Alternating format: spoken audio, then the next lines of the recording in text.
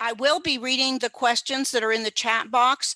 I do have my glasses on, but I have a small Surface laptop, so I have a little trouble reading them. I'm going to do my best, be patient. And we'll try to answer your questions as we go, as long as they don't drag us off track. But otherwise, we'll leave 15 minutes or something like that at the end for audience Q&A. But we'll try to take them as we go and see how that works. So right now, we'll let each of our speakers on the panel introduce themselves. And I'm going to start with Alex, because he's up at the top. Alex Woods and I met through ISSA back in 2008 or 9 at an ISSA conference that was held on site in Colorado. Go ahead, Alex. Thank you. Thanks, Debbie. I appreciate it. My name is Alex Wood. I am the CISO for the Anschutz Corporation. We're a holding company, and I oversee the security programs of all the different companies in our portfolio. I've been doing information security for an awfully long time, and as part of that, a lot of involvement with ISSA, which is where I met Debbie, as she mentioned. I also work with an organization I helped start called Colorado Equals Security.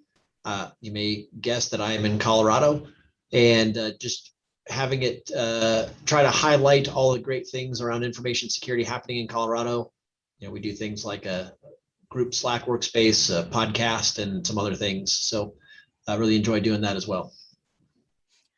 Thank you, Alex. We're going to go next to Kim Jones, and Kim Jones, I think I've known since like 2005, because we co-taught this, we co-facilitated the CISM ISSA certification workshop for all these years until like 2 years ago for ISSA Arizona. So that's how Kim and I met in a coffee shop, and that's how we still meet now and then when we're allowed. So Kim, please take the mic.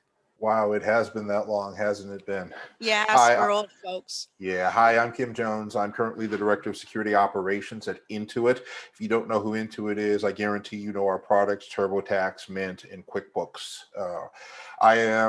This is, I think, my 35th year in cyber. I'm a former CISO, have sat the chair for 13 years, primarily in financial services, primarily doing rebuild work. I'm also a teacher at the collegiate level. I'm affiliated faculty at Boise State. I'm a professor of practice at Arizona State and built one of the cyber degree programs at ASU several years ago. So happy to be here. Thank you, Kim. Happy to have you here always. Lanita, we're going to go with you next. And Lanita and I don't know each other through ISSA, but we've met through local events in our network. And actually, Lanita and I met when I worked for the state of Arizona, and the state universities are part of Arizona, although that's not Lanita's reporting chain through the office of the CISO for the state of Arizona. But that's how I know Miss Lanita. So Lanita, if you would take the mic. Thank you so much, Debbie. And it's been a pleasure to know you all these years. You're such a force, especially in the Phoenix area, force for good. So my name's Lanita Collette, and I'm the CISO for the University of Arizona, and more recently appointed the Deputy CIO over our infrastructure support and ITSM practices. And so I think that'll be an interesting thing to talk about as part of our panel discussion, why the portfolio expansion. I'm very happy to be here. I've been in the university system in the state of Arizona for over 20 years, first at Northern Arizona University and now at the U of A. So very happy to be here with my distinguished colleagues. Thank you, Lanita. Thanks for joining us. And Richard, I'm going to bring you on now. Richard and I do know each other through ISSA, and I love that shirt you have on. It's my favorite shirt, actually. I kept that one. I have that one.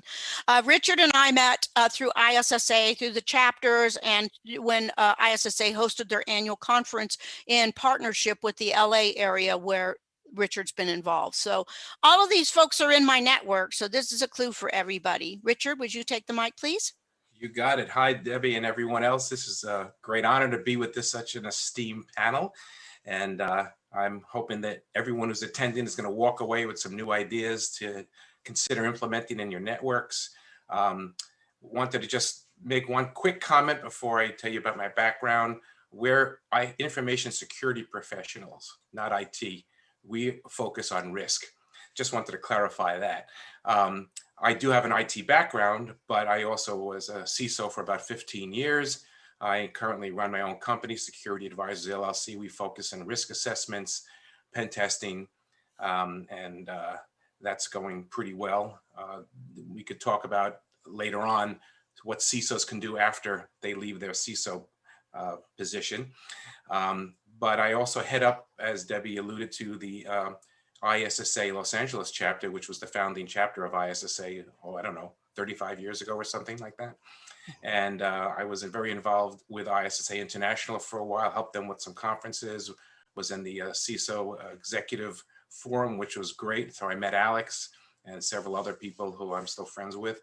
I used to head up the OWASP chapter in LA, and I was elected to the OWASP Board of Directors, the global board for a while. I did a term there, and just constantly helping with the community and connecting people. That's what I'm naturally good at, just bringing people together. And that's what we need to do because of the way that cyber criminals are doing it too. They're all sharing tools and sharing ideas and databases. So this network and the fact that you're here watching, that's great, because that's what we all need to do. Thank you, Richard. There's nothing more valuable than our network, and I know that everyone on here certainly believes that. It's the difference of night and day. Okay, I have some preceded questions that I'm going to ask you. I'm going to direct the first 4. The other ones will be open, and we'll see how we go. But first, I'm going to ask a quick icebreaker for each of you, if you don't mind me doing this.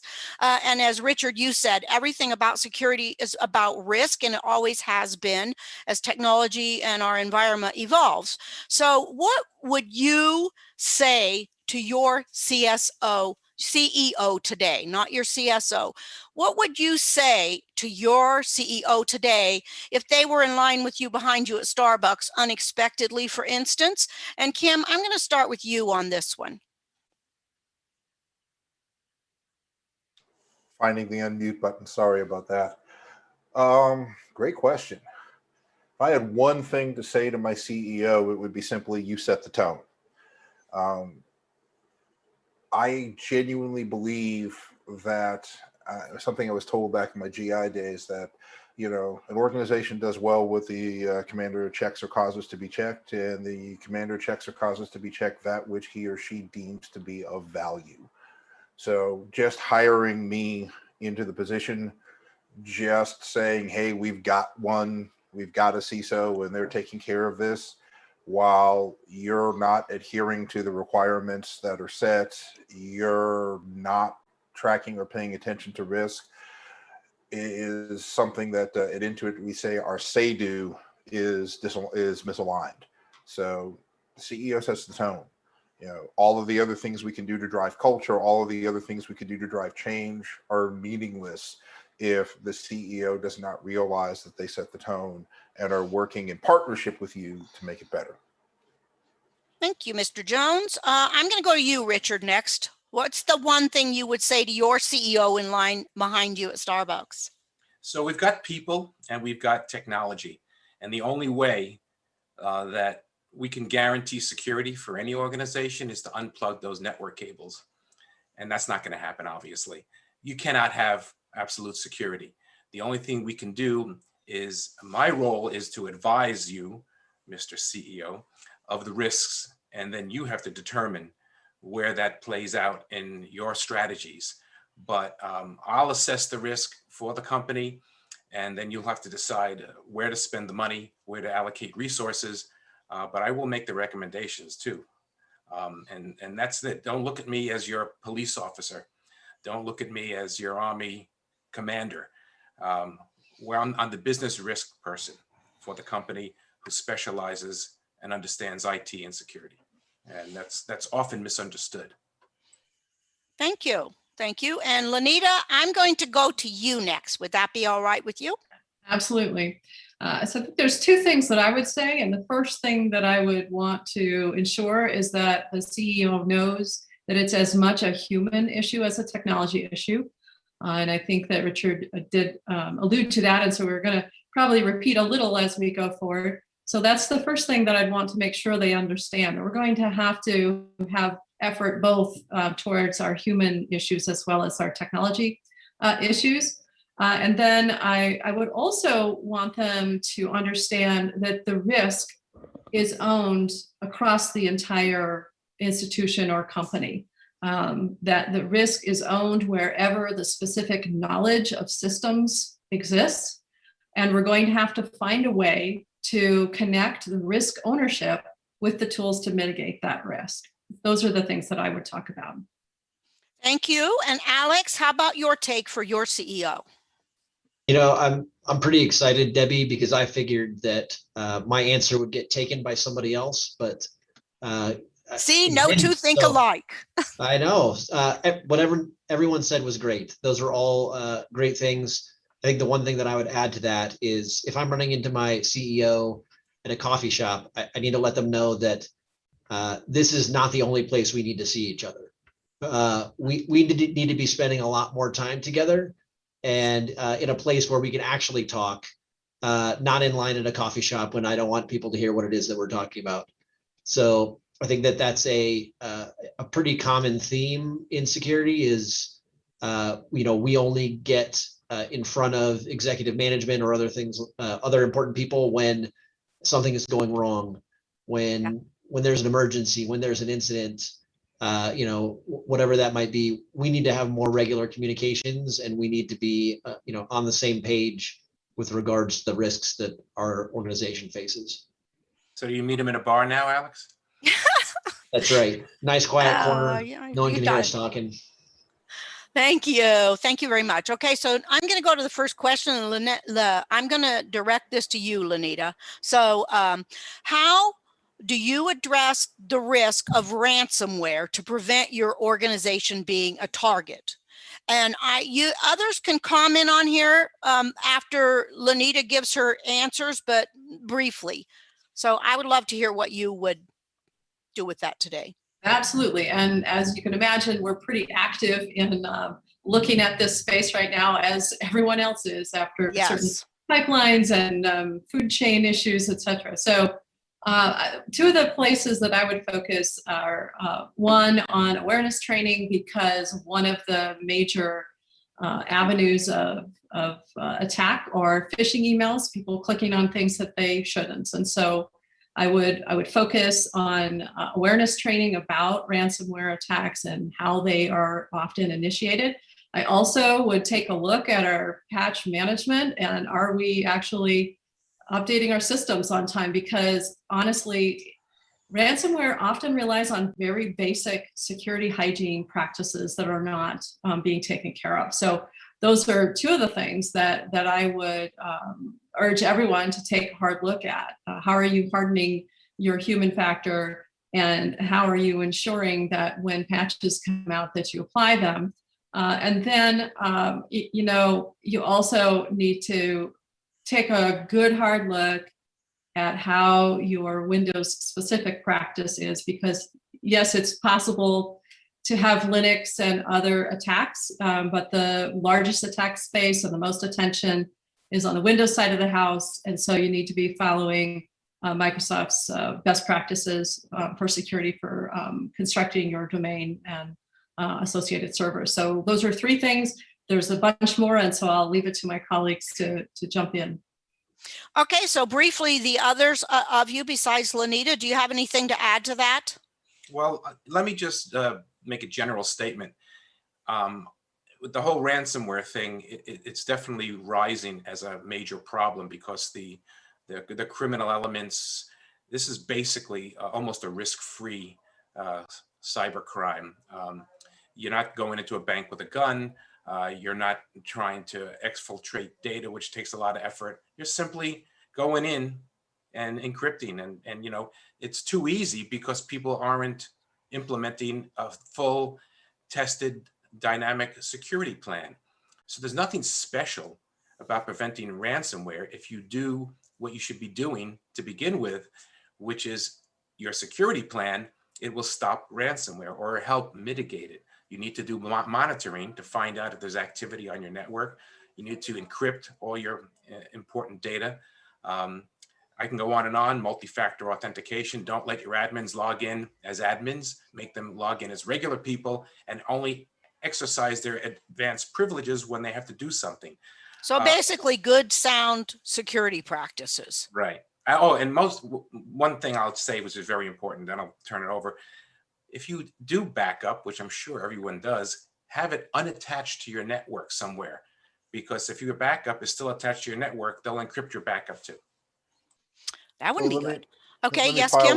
pile on a little bit, concurring with everything everyone has said already. If we think about risk as choice points and what we're doing collectively within the infrastructure and within the organization is we're making choices.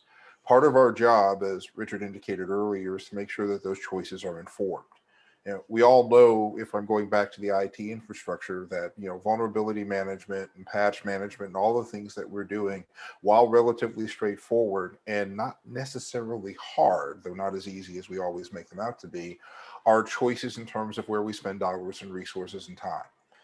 What the bad guys have done is they've realized that we are making choices that are allowing these openings to stay a little bit longer than they should, and the collective practices that we're doing to continue to be ineffective, so that instead of doing anything crazy, sexy, cool to get in, they're exploiting, quite frankly, old techniques and old styles to get into our environments.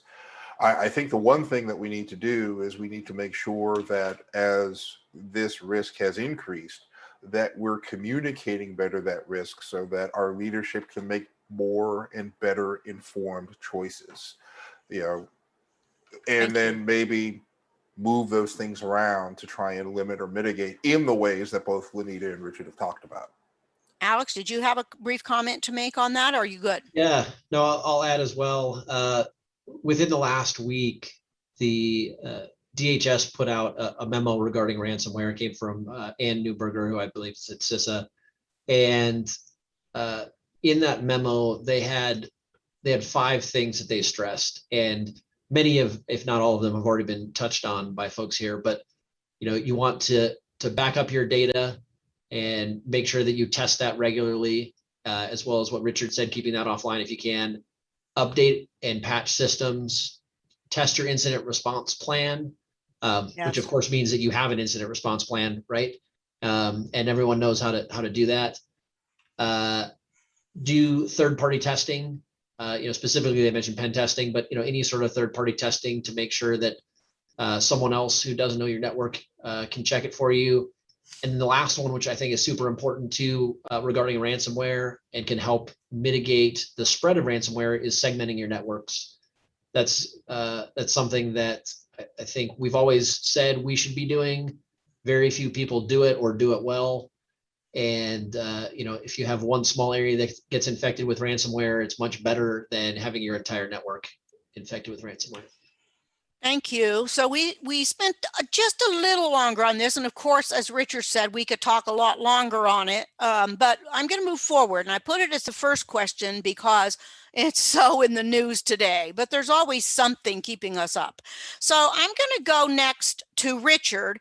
And I just got asked a question this, and it was actually directed to Lanita during her comment, but we had it on our list of questions anyway, just in slightly different way. So Richard, I would like to direct this one to you. How do you address the risk? What are the best solutions that you would use to protect your enterprise that make the most of what you have with your security talent, your tools, and your funding? Because we're always restricted. We never have everything. So prioritization is the key. You have to do your own assessment of your environment. You have to take into consideration culture, for example, right? Certain organizations want to be more open, others are on board with more restrictive controls, but you overlay your culture, you overlay it with your people. What resources do you have? What their skills? Where do you have gaps? See what tools you currently have, and prioritize where you think your gaps are after you do your assessment. And wherever those gaps are, you go after that. And you don't have to buy tools to fix all your issues. You can come up, actually, as a matter of fact, before you buy any tools, you better have manual processes in place. Because once you get the tool, without a process, a tool becomes used by a fool. So you must understand that you have to know how you're going to do things, how you solve your problems. For example, an IAM system is what everybody should have, but it's highly expensive, highly complicated, and difficult to implement across an enterprise. I came up with a solution where we would manually go into systems by asking system owners to verify the current access levels and users who access the system and say, do these people still need access? Do they still need this level of access? Sign off on this.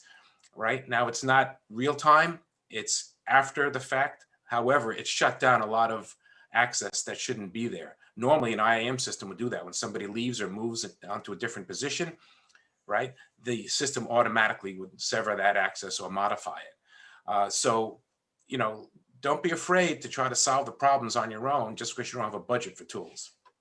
Yeah, and it's on IAM, it assumes that all your systems are tied together too, and they're not always, but thank you, Richard. Does anybody have any short 1 cents to add to that? And I'd say in addition to what Richard said, making sure that you're matching those gaps up to the risks specific to your organization. So those risks really need to tie to, you know, what it is that your business does, you know, what makes you money, what are the things that are important for you. No matter what tools and resources you have, if you're not focusing them on the things that are most important to your business, then you're not going to be successful. Thank you. And I would add to that that it's not a one and done. Like, you need to have an annual, at least, process of looking at what your business needs, what the priorities therefore are, and where the highest risk associated with that priority are. And that's where you should look at expending the whatever additional resources you might have that year, or maybe repositioning where your spend is happening. Thank One more you. one-liner to add to that. Mhm. Most of these conversations, particularly in mid-tier, mid-spend organizations, get to be what tool that you need to buy versus what solution you need to buy. Folks, given a choice between solutions and people, I invest in people, because I have seen people make lemonade out of 2 apples, a grapefruit, and a kumquat and make it look easy, which is the job of good security professionals. You will never have enough money. You will never have enough resources. You will never have enough bodies. You will never have enough time. You know, taking the bodies you have and making them just absolutely rock steady to do the job and actually eventually grow up to be you has always been the best investment in my career. And I have given up dollars to do major technology projects to hang on to training dollars for my people whenever I have sat the chair. Don't forget your people. And if you invest there, everything else gets easier. Thank you. Yes, and one thing when I worked at the state, along with just what you said, but not about the people so much, is the DOT group, they had a strategy of automation first. So it wasn't tools per se, but it was automation first, because he said he never had enough people. So it was kind of interesting because he achieved some things at his agency that some of the others didn't, because you don't have unlimited funding. So I'm going to go to the next question. Thank you, Richard, and thank you everyone else for your inputs. This one I am going to direct to you, Alex, please. How do you manage the talent? Speaking of Kim's inputs on talent, how do you manage the talents in today's environment to keep and attract what your business needs? I didn't give it to you, Kim C, but you can comment after Alex. Yeah, I mean, it's a tough one, just with the competitive landscape that we're in today. You know, I think we've all heard about the shortage of talented security, and I do think it's overblown a little bit. Yeah.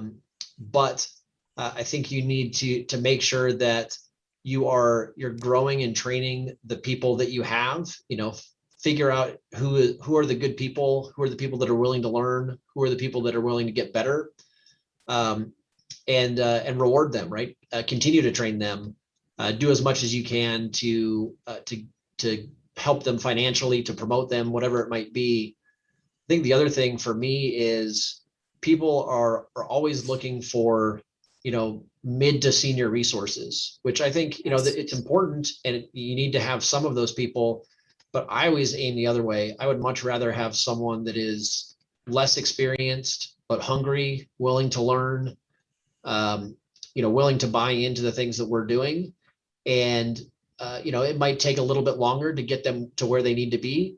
But, you know, if they're willing to put in the time, then you're going to spend much less in the long run on them than, you know, rolling the dice with a mid or a senior level resource that, well, one, you don't know if they're any good, and you don't know if they're going to stick around. Thank you. Yeah, Other 1 senses? Go ahead. I'm sorry, Kim. There's Richard. Richard. you can't teach desire and work ethic. You can teach skills and build experience. When you're interviewing people, if they fall a little short in the expertise that you're looking for, but they impress you with their personalities and who they are, that should weigh much more heavily, because you can bring them up to speed, as Kim and Alex were talking about, with training and education. So find the best person available.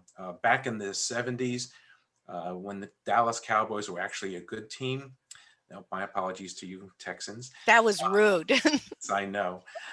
You can tell they're not my team. But when they were good, they would draft the best athlete available. They would not go after position by position, and they would fit them into their system.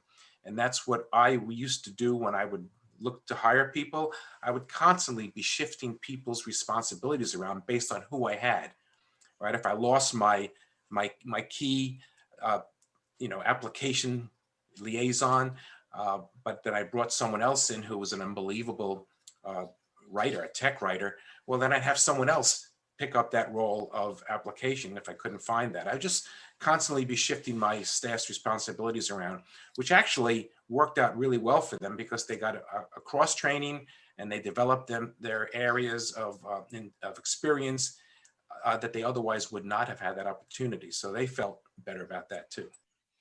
Okay, thank you. Anything else quickly on this one? You're all good? Thank you very much. We're going to go on to the next question. And Kim, this one's directed to you, please. What is your number one way as a CISO to expand your career path? Well, it's funny. As a CISO, I've never wanted, when I sat the chair, to go any higher or do anything else within the environment. I've been fortunate enough to have 3 careers and a hobby, all devoted to keeping people safe, which is what I love. From my GI days to working in cyber, to to educating people to follow in my footsteps, to being a martial artist and teaching self-defense. So if I'm looking at career progression for different positions or larger companies, I would say if it's a matter of different positions, understand the position you aspire to and take a gig that's outside of your comfort zone or career path. If it's larger companies, larger entities, the number one thing I would tell you to do is to stay plugged in and build your network. The opportunities and the advice and counsel that I've gotten over the years exist mainly because of the people sitting in this forum and other forum, et cetera, and the ability to pick up the phone and say, I have a hypothetical question for you to try and help make me better is absolutely huge within our environment. So again, if you're looking at expanding career-wise outside of your field, get out your comfort zone. If you're looking at being bigger, larger, better within your field, network and keep your network hopping. Thank you. Any other one penny adds to what Kim said? Not that they're only worth a penny, just be brief. I think it's important to stay focused on the mission of your corporation or institution rather than on the technology. If you are really aspiring to higher levels of leadership, you need to understand your business. You need to speak the language of your board. And you need to show that you're willing and able to help out when other things happen. And the last year is a great example. When companies had to pull everyone together to respond to the pandemic, were you the first one at the table to say, how can I help? I mean, I think those sorts of things demonstrate your commitment to the mission. And I think that's very important. Anything else? I completely agree with Lanita there. I think when you get to the level of CISO or other security leadership positions, you don't need to learn security anymore. Obviously, you need to stay fresh on as things are changing, but you need to learn business. You need to learn finance. You need to learn other things like that you have to understand to be able to be better at your job. Periodically take some time, look in the mirror and go, where are my gaps? I remember doing that. I think I mentioned earlier that I used to head up the OWASP chapter here, and my involvement was OWASP. that came about because I realized that, you know, maybe I took some basic and Fortran in the dark ages, but that's been it as far as that. And I really needed to learn a lot more about application security, since as CISO, that fell under my responsibilities. And I couldn't feel comfortable that I knew how to do that appropriately. So I said, okay, I'm going to learn more about that. Then I discovered OWASP, started going to the meetings, and that opened up an entire whole new area for me. Met a lot of friends, and I learned quite a bit. Now I got quite involved in that organization. And that was just as a result of this self-assessment. Where are my gaps? So I would advise everyone, no matter who you are, no matter how many years of experience you have gaps somewhere. Whether you want to address those or not, at least consider it. Has it impeded your career? I have to say on these gaps that I'm of the mind that you should focus on what you're really good at and excel. But I have gaps, of course, too, and I haven't addressed them all either. So Debbie, I'll Yes. pile on to what Richard said. I think the general comment is never stop learning and being willing to learn. Yes. You know, where even in the position and even in the chair, you have to take that step back and continue to improve and evolve. It's the only way to stay on top of the game. Thank you. Thank you. So let's move forward to our next question. I'm going to put this one open so someone can pick it up that wants to open, and then we'll try to move on quickly on that. We've got 4 people and we don't have many questions, but how do you see the security field evolving in the next 3 to 5 years? Obviously, we couldn't predict last year, but guess what? Remote access, right? How do you see the field evolving in 3 to 5 years? Well, I'm not sure if I want to be the soothsayer, but I can express my opinion of something I would like to see changing, and that is a better understanding by upper management of what we do. Stop with this assigning us to report to a CIO. That is absurd, right? It makes no sense. It's a conflict of interest. It inhibits some of the things that we want to do. Our voice isn't heard enough or loud enough at the C-suite level. And so I'd love to see a CISO reporting where a C, right? The C should be at the table, or you know, worst case reporting to risk, because that's basically what we do. So I would like to see the understanding of our role improve, and as a result, the hierarchy in the organizations reflect that. Thank you. And other things for what you as CISOs believe are the 3 to 5 year evolution of security. What do you see as a key thing or want? Okay, so I'll throw in, and probably annoy some people in doing so, but I'm going to throw in anyway. I see No shy people. Not in this group. I see one of 2 things happening. Our struggle, I believe, corporately, has been quantification and measurement. There's that constant opinion from the executive leadership: I can continue to pour dollars, resources, time, energy, effort into this effort, and it's a never-ending battle. And we haven't really done the best of jobs of either quantifying or shaping that within the environment. So I see one of 2 things happening. Either one, we begin to get better regarding this thing called risk quantification. FAIR Institute's been around for some time and has been pushing this, but its adoption has been relatively slow within the environment. And we're not seeing as many organizations truly get down to risk quantification. And I believe that's for a multitude of reasons. So I either see us pushing more in that direction, or I see us being pushed in a direction that Sunil you talks about regarding abandoning CIA and getting to a distributed, immutable, ephemeral model to say, okay, this battle's lost. How do I actually protect within this environment by changing the paradigm of how we do things? I think as a profession, we're going to have to embrace one of those 2 solutions, or we may find ourselves moving to irrelevance and become subsumed by those who are responsible for driving data and using data to drive revenue. So I'll throw that gauntlet. Well, it's hard to predict in 3 to 5 years, but still we see trends and they take a long time to play out. Lanita, did you start to talk? Alex, Lanita? Yeah, I think as any profession matures, there's certainly an understanding that there's potentially more specialization that's needed. And going along with Richard's comments about, when is the CISO going to have a seat at the table? I think that in an organization that is mature and well-resourced, that is really important. I also think at the same time that security operations need to be driven deeply into the organization so that all teams see that as part of their job. And so, I think where you are 3 years from now depends a lot on where you are now. And so it's not going to look the same for everyone. The field is going to advance in who knows what ways, right? Like quantum computing, what's going to happen with our current encryption technologies once that happens, and how are we going to need to react to that? So those sorts of questions that we can think a lot about, but a lot of us are still maybe earlier in the journey where we haven't matured our practice across the board. So I think we're going to see a maturation of the understanding of how security needs to be baked in, the use of more automation, and hopefully the understanding that your information security risk needs to be embedded with other compliance activities and given the same kind of attention. So no crystal ball, but just some thoughts.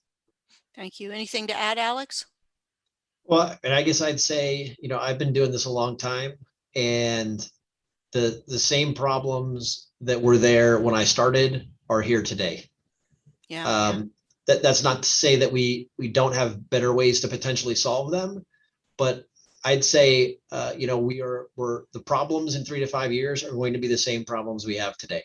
So I'd say focus on the basics because that's really what you need to do to solve many of these problems. It's some of the same things we talked about for the ransomware problem, patching, knowing what you have, making sure you can respond quickly in an incident, making sure you're doing, good BCDR, backing up and, being able to restore. There's not really anything particularly fancy. If you do those basics well, you will be ahead of most everybody else now or in 3 to 5 years. Thank you. Outrun the bear. Thank you. Outrun the bear. Okay, so we're coming up on 12:44, so we're still good. I'm going to ask you just round robin, not a long dialogue on it, but what is the top risk that you see that CISOs face? And Lanita, I'm going to start with you. Just what do you see as the top risk that CISOs face? I think staying ahead of the curve enough to be seen as having done due diligence. I'll just be real practical about this. Like, this is a risk endeavor, and when you can't do everything, you need to be perceived as having done the most important things, right? And so the challenge for me is to continually identify what are those most important things and stay ahead of those and keep resources on those so that that my practice for the University of Arizona is a good, solid practice. That's the challenge. And that's where my thoughts really, that's where I spend a lot of my time making sure of those things. So I would say that's my biggest challenge. Thank you. And Alex, number one risk challenge that you see that the CISOs face today? I'd say that the biggest risk is knowing what your biggest risk is. I think that's a hard thing, especially for people coming from a technology background, making sure you are thinking about what the risks are to your specific organization rather than just an industry benchmark of whatever might be out there today in terms of risks. Thank you. Kim? Mine relates to, I think, what Alex was saying earlier. It's not just the knowing, but how we communicate it. In many cases, we will know what that biggest risk is in the environment, but truly grabbing the data and figuring out how to communicate it in a way that resonates within the organizations that you're supporting, in my opinion, is one of the hardest and biggest things we have to contend with. Thank you. Richard? Yeah, just adding on to what Alex and Kim were both talking about. We all know how to build, people on this call here, and probably most of you out there know how to build a good security plan, right? So it's not a question of what do we do? The question is, can we get our voices heard to the appropriate decision makers? And will they listen to us? That's the greatest risk. Our own organizations are the greatest risk.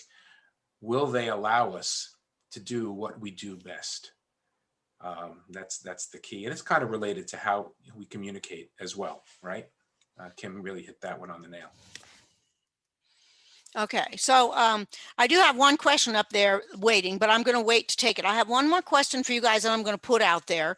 And I want to know how you communicate risk to your CEO and executive staff. How do you do that? Briefly, Kim? We're actually migrating right now to a FAIR model within our organization. So we're trying to get to quantification in terms of using that as a model. In terms of if you're talking about when, we actually brief the CEO staff and are on the agenda on a monthly basis with the CEO staff, and frankly, a quarterly basis with the audit committee. That's pretty good. Thank you. Alex? Yeah, we're in a similar spot. We do have quarterly executive risk committee meetings where we talk through risks and examine what's going on within our organizations. But then we also, because of our structure, we have a bunch of operating companies, and we have a higher level executive risk committee at our level. So we're doing that at multiple levels. So each organization is looking at their own risks and communicating to their own executives, as well as rolling those up to our holding company executive management. Thank you. Lanita? Yes, we have an annual risk management process that requires participation by all of our distributed departments. We're quite federated, as you can imagine, large research institution might be. Departments are required to participate. We collate all of that information and present it to our senior leadership on an annual basis. Anything that arises from that rather continuous process, because we go out and consult with people, and so the annual process really takes a few months to get through as we get everyone through the process. Anything that comes up during that time that is particularly concerning, we might bring up in an ad hoc fashion, but generally it's an annual process. Thank you. And Richard? I'm going to take a slightly different spin on that question. Rather than describe process, I'm going to talk about how do you communicate, right? So just as advice to some of the folks out there, just talk about two things to your CEO or your board. Two things is only that they care about: money and risk. Don't show them charts with how many attacks are coming your way. Don't talk about your AV or tools. They don't care. Do not bore them, or you won't see them again. Just talk about the things they understand. Lanita said it earlier, speak their language. I like to say it's business ease. And Alex talked about learning the business. This is what we all need to do. We have to become part of the business, right? We have to break free of that concept we're IT, right? Or we're a security force, or the cops or anything. We are part of the business. Thank you. I went to the Directors Association in Arizona. I went to one of their meetings because the CIO of the company I had worked for was there speaking on their panel, and it was on security risk. And they actually were talking about CISOs coming to them with stacks of those reports from the vulnerability assessments. I couldn't even believe they knew what the words meant. And they were mightily complaining about their security people communicating risk to them using those stacks of reports. So it was interesting, but not good. I'm sure none of us were those people. I just have two questions I'm going to put on the table for you that have come from the audience just really quick. I'm making sure I didn't miss anything. A crack at the CTO says, okay, yeah, I don't know who's saying they, oh, that's Kim. Okay, Kim, you can take that one on reporting to the, what's your thoughts on reporting, the CISO reporting to the CTO? And we heard Richard, I knew what Richard thought. Go ahead, Kim. So very, very briefly, it's actually organizationally dependent. I work for a software company. Okay? We generate high quality software in the environment. In that environment, the CTO takes on the role of the chief operating officer for this company. My CTO is the operations officer for this company. When I was in financial services, my CIO and me as the CISO reported to the operations officer. In a software company, the CTO is the operations officer. So that reporting fits. If you're dealing with other organizations and other backgrounds, et cetera, within the environment, it may be buried too deeply within that environment to be useful. So I think we probably need to stop having the arguments in terms of where specifically the reporting is and start looking at what level and what level of influence and what level of exposure your CISO has. So yeah, in my company, I think that reporting structure is great. In the company where I was CISO, the CTO worked for the CIO who worked for the COO, and that's way too low, and I would have said no. Yeah, thank you. I completely agree with Kim. I don't think that there is a right place or a wrong place. Well, actually, there's plenty of wrong places. I don't think there's a right place for a CISO to report on a general level. It really depends on your organization. The place where you should report is the place where it's going to be easiest for you to get the things done that you need to get done. I have reported to CIO before. I have reported to general counsel before. I've reported a couple other places as well. I now report to a COO. I think, some of those places have been good. Some of them have been bad. The organization where I reported to the CIO, I think it was actually the right place for me to be, because in that organization, the CIO was probably the first or second most powerful executive behind the CEO. And I think, to Richard's comment earlier, that there's a conflict of interest of reporting to the CIO. I do think that is correct also, or can be, unless you have a really good CIO. But, one of the ways that I've gotten around that as well is sort of a dual reporting relationship. Maybe you primarily report to the CIO, and that makes sense because that's where you can get things done the best.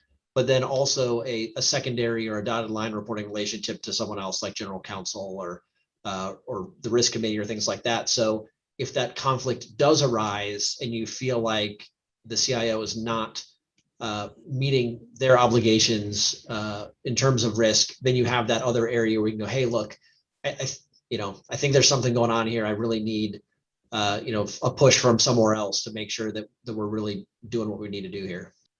And regardless of where the official hierarchy places you, it's really incumbent upon us all to search out and find the key decision makers and build those informal relationships with them.